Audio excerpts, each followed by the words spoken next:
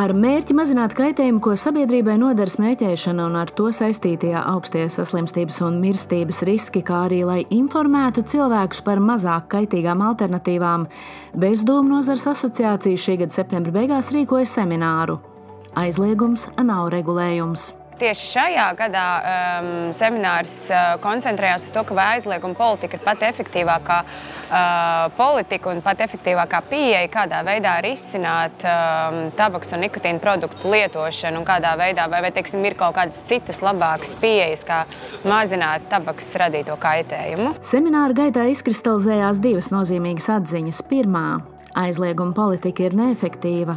Otrā – bezdūmu produkti ir mazāk kaitīgi, ko pierāda Zviedrijas piemērs. Well, fortunately, Sweden is has record low rates of smoking at the moment. Actually, the prevalence is the lowest in all of Europe. And that is because of the availability of a low-risk product like snus, which has been historically available in Sweden since the early 1800s. Sweden is a perfect example of how tobacco harm reduction can make a huge difference on the death rate and disease rate from tobacco-related diseases in a country. And what's happened in Sweden is really a success from the point of view of public health. And I think people can learn from that in other countries. Veicot šī gada sabiedriskās domas aptauju Latvijā, noskaidrojās, ka lielākais tabakas izstrādājuma patēriņš joprojām attiecināms uz cigaretēm, nevis mazāk kaitīgiem bezdūmu produktiem, kuru aprites regulējumam jauni aizliegumi.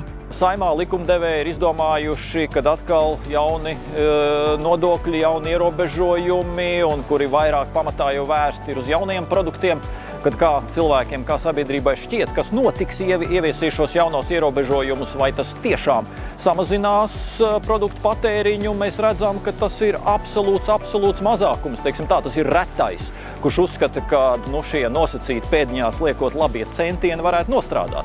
Absolūti lielākā daļa saka, ka nē.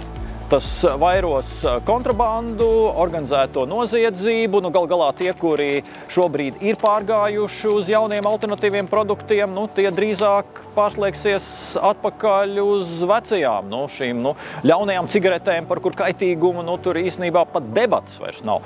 Aicinām politikas veidotājus ieklausīties ekspertu viedoklī, ņemt vērā lielisko Zviedrijas pieredzi un veidot saprātīgu, uz veselīgām pārmaiņām orientētu tabakas kaitējuma mazināšanas politiku Latvijā.